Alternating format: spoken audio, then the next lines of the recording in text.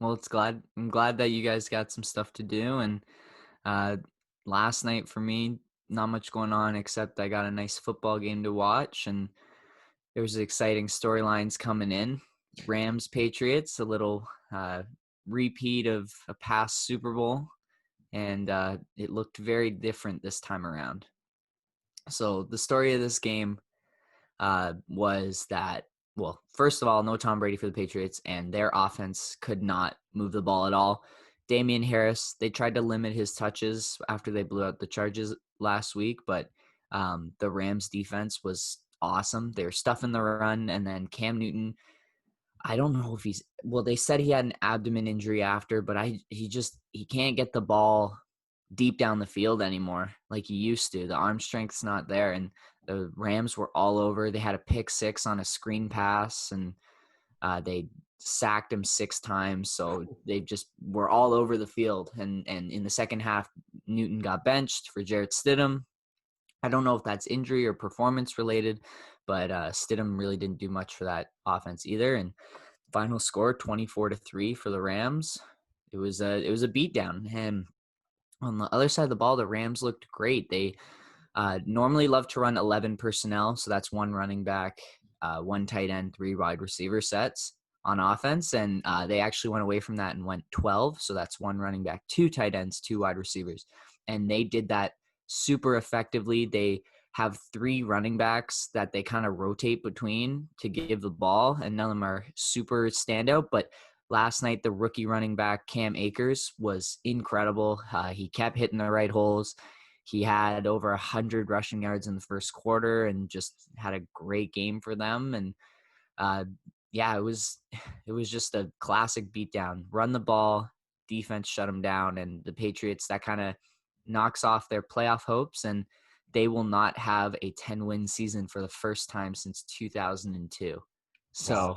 it's kind of, I mean, the Dolphins ended kind of their run last year when they beat them and prevented them from getting that number 2 seed, and then the Titans beat them in the playoffs. But I think this is the game that's truly dismantling the dynasty, because I don't think they're going to make the playoffs. And so I'm not complaining. They've had their success. That's kind of the highs and lows of sports.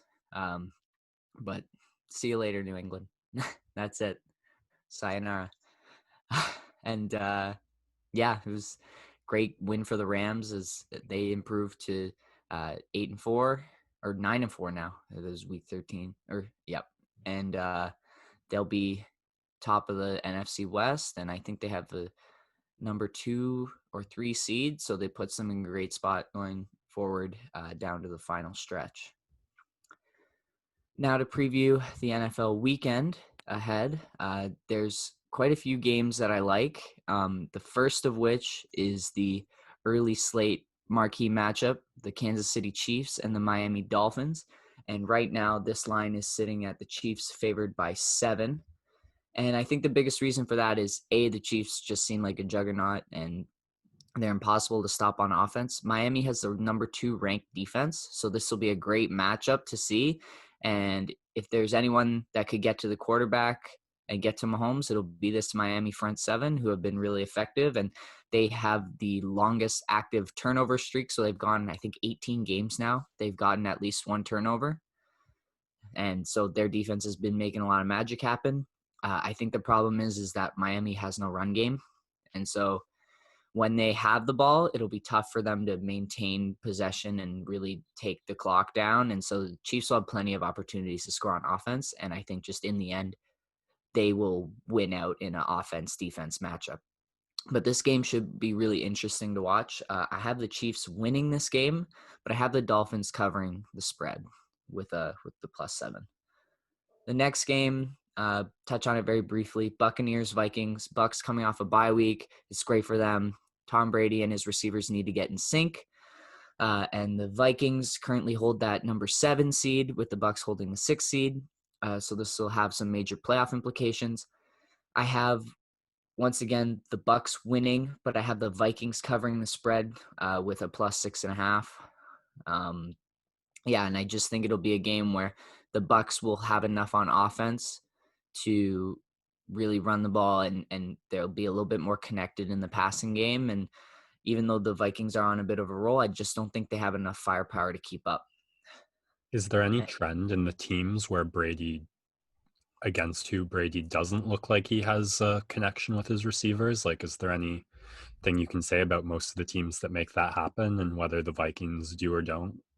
Well, so the biggest thing, and you could say this about almost any quarterback, is when they get pressured, they don't perform. But it's especially apparent with Brady because he's older now, 43, and when he gets pressure, he really doesn't want to get hit. So as soon as he starts feeling that pressure, he's going to get rid of the ball quickly. He's going to throw it away. He's just anything to avoid getting hits. And so that's why he struggled against teams like the Rams, teams like the Bears, who are able to get a great pass rush without having to blitz. The Vikings don't do that. So I think he'll be able to successfully stay in the pocket, move the ball around. And so that's why I see the Bucs winning, because anytime they face a defense, the Vikings defense is young and they're hungry, but they aren't that elite pass rushing defense. And that's usually when the Bucs have a lot of success. Gotcha. Moving on, we got our Sunday night game, which is going to be amazing. I'm so excited for this game. We got the Buffalo Bills at home welcoming the Pittsburgh Steelers. And the Steelers coming off the upset. They lose to Washington on Monday. And they were up 14-0. And the football team came back. They played great defense. And it was a shocking loss that shouldn't have happened. And this will be the Steelers' third game in 12 nights due to the rescheduling of the Baltimore game in the previous week. But despite all these things, they're still 11-1. They still got a top 5 defense. Ben Roethlisberger knows how to get the ball out in a hurry to his great trio of young wide receivers in Deontay Johnson, Chase Claypool, and Juju Smith-Schuster. And they also have James Washington. But the problem is here again is the Steelers can't run the ball, and that's the hole in the Buffalo defense. They've got a great secondary, but they're a little bit weak up front, but the Steelers won't be able to punish them. We could get a snow game possibly, which would be fun. And I think Buffalo, if they hadn't lost on the Hail Mary to DeAndre Hopkins 5 weeks ago, they'd be on a 6-game winning streak right now. And I just think that I have the Bills winning and covering, as the line is only -1.5 for them. And I think they're on such a roll right now. There's a lot of swagger with this team. But it'll be a really, really fun matchup to watch because the Steelers are always going to bring it every game, even with the loss of 2 key defensive pieces, Devin Bush and Bud Dupree, and even with the 3 games in 12 nights, I think the Steelers will still bring it. The Bills won against the 49ers then in that game you had circled for me last time? Yes, and it was a beatdown. The Tuesday or Monday night game right after the Steelers played.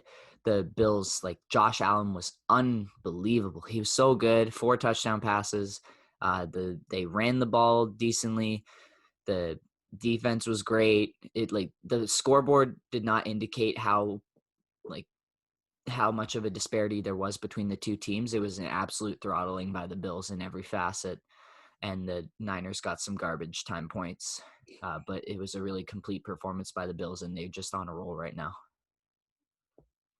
The last game I want to touch on is the Monday Nighter.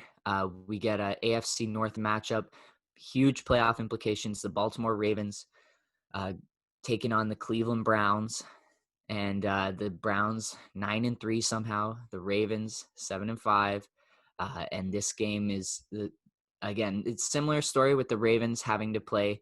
I think it's 3 games in 13 nights because they played on Tuesday night, so they got the extra day after their game against the Steelers got rescheduled, and now they get to play on Monday night against the Browns.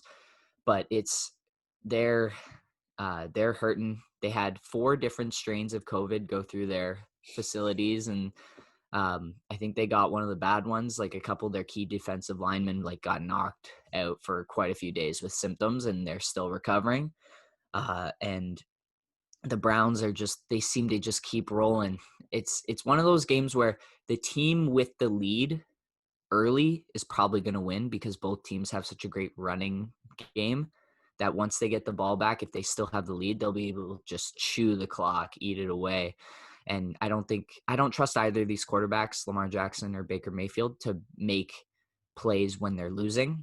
They're the best quarterbacks when they're winning, but when they're down 7, down 10, down 14, they struggle to move the ball. And those teams, once they can't rely on the run anymore, they get in trouble. So it'll be interesting to see how much energy both teams come out with early.